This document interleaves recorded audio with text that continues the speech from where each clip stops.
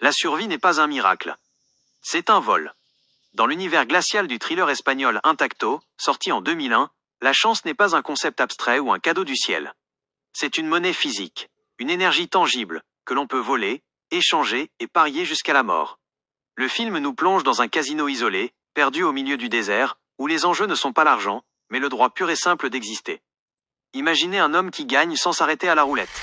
Il semble intouchable, jusqu'à ce qu'un inconnu, Federico, l'effleure dans la foule. Une excuse banale, un simple contact cutané. Mais en un instant, la magie s'évapore.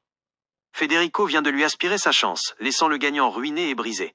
C'est la réalité prédatrice de ce monde. Pour que vous puissiez gagner, quelqu'un, quelque part, doit perdre. Federico est le protégé de Samuel, le propriétaire du casino, un homme qui porte un matricule sur le bras. Samuel a survécu au camp de la mort parce qu'il possède le don ultime. Il pense avoir survécu en absorbant, inconsciemment, l'énergie vitale de tous ceux qui l'entouraient. Ici, le film nous livre une analyse psychologique brutale. La réussite n'est pas toujours une question de talent, c'est parfois le résultat d'une décision silencieuse de laisser un autre prendre le coup à notre place. Samuel est le prédateur suprême du destin. Mais quand Federico tente de reprendre sa liberté, Samuel récupère son dû d'un simple baiser sur la joue. En un geste, Federico redevient ordinaire, vulnérable et surtout désespéré. 7 ans plus tard, un avion s'écrase. 237 morts dans un amas de métal brûlant. Un seul survivant, Thomas. Il se réveille à l'hôpital, avec des millions en liquide scotchés sur le corps et aucun souvenir de la catastrophe.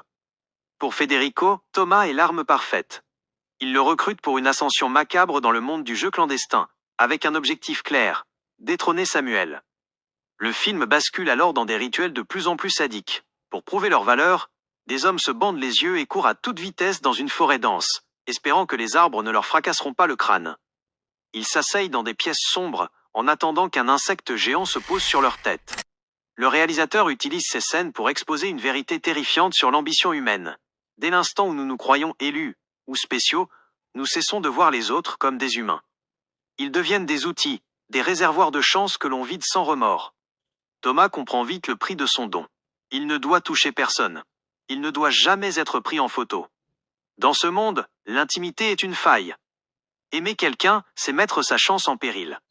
C'est ce que découvre Sarah, une policière qui traque Thomas. Elle aussi est une survivante, la seule rescapée d'un accident de voiture qui a décimé sa famille. Elle porte cette chance comme une cicatrice purulente. Le film suggère que la survie est l'état le plus solitaire qui soit. Être le seul survivant signifie que tous ceux que vous aimiez sont morts pour que vous puissiez respirer. Le dénouement nous emmène dans le bunker de Samuel pour le jeu final, la roulette russe.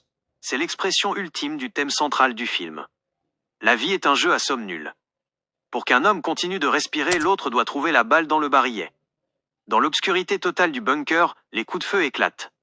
Le concept de chance s'effondre sous sa propre pression. Quand la lumière revient, Samuel, l'homme qui avait survécu à l'innommable, rencontre enfin un destin qu'il ne peut pas voler. La fin est d'une mélancolie profonde. Sarah meurt, trouvant enfin la paix que sa culpabilité de survivante lui refusait. Federico reste en arrière, épuisé par une vie passée à chasser des fantômes.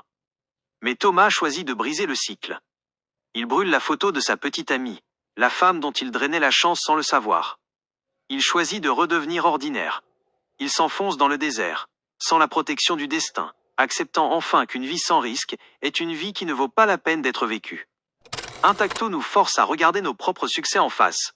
Qui a dû perdre pour que nous puissions gagner? Sommes-nous vraiment maîtres de notre destin ou sommes-nous simplement ceux que les arbres n'ont pas frappés? Si on vous offrait une vie de chance absolue, au prix de la souffrance de ceux que vous touchez, accepteriez-vous la main du destin ou choisiriez-vous de rester ordinaire? Et vous, que seriez-vous prêt à sacrifier pour ne plus jamais perdre?